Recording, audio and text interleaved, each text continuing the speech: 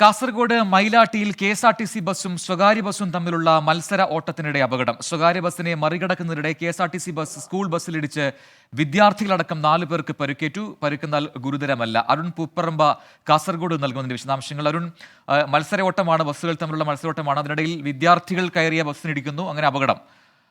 അതല്ലേ സംഭവിച്ചു? എവിടെയായിരുന്നു കൃത്യമായി ഈ സംഭവം നടന്നത്?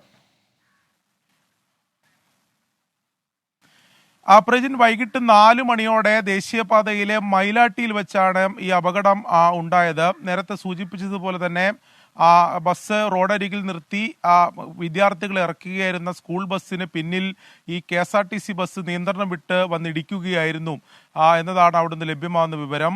3 വിദ്യാർത്ഥികൾ ഉൾപ്പെടെ 4 പേർക്കാണ് ഈ അപകടത്തിൽ പരിക്കേറ്റത്. പോലീസും അതോടൊപ്പം തന്നെ ഈ KSRTC ബസ്സിൽ സഞ്ചരിച്ച മറ്റ് യാത്രക്കാരും പറയുന്നത് തൊട്ട് ഒരേ ദിശയിലുണ്ടായിരുന്ന മറ്റൊരു സ്വകാര്യ ബസ്സിനെ വേഗതയിൽ മറികടക്കുന്നതിനിടെയാണ് നിയന്ത്രണം വിട്ട് KSRTC ബസ് സ്കൂൾ ബസ്സിന് പിന്നിലിടിച്ചത്. നമ്മൾ ദൃശ്യങ്ങളിൽ കാണാം, ആ സ്കൂൾ ബസ്സിന്റെ പുറകുവശം പൂർണ്ണമായും തന്നെ തകർന്നിട്ടുണ്ട്. എന്നാൽ ആശങ്കപ്പെടുന്ന പോലെ ഒരു സാഹചര്യം, അപകടം ഉണ്ടായിട്ടില്ല. കാരണം ഈ ബസ്സിന്റെ പിന്നിൽ കൂടുതൽ വിദ്യാർത്ഥികൾ ഇരുന്നിരുന്നില്ല. അതുകൊണ്ടാണ് ഈ അപകടത്തിന്റെ വ്യാപ്തി കുറച്ചത്.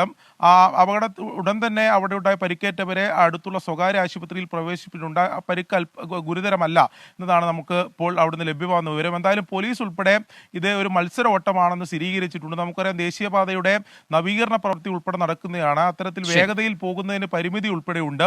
ഇതുൾപ്പെടെ മറികടന്നാണ് ഇത്തരത്തിൽ ദേശീയപാതയിൽ ഇത്തരത്തിൽ മത്സരമോട്ടം ഉണ്ടായത്.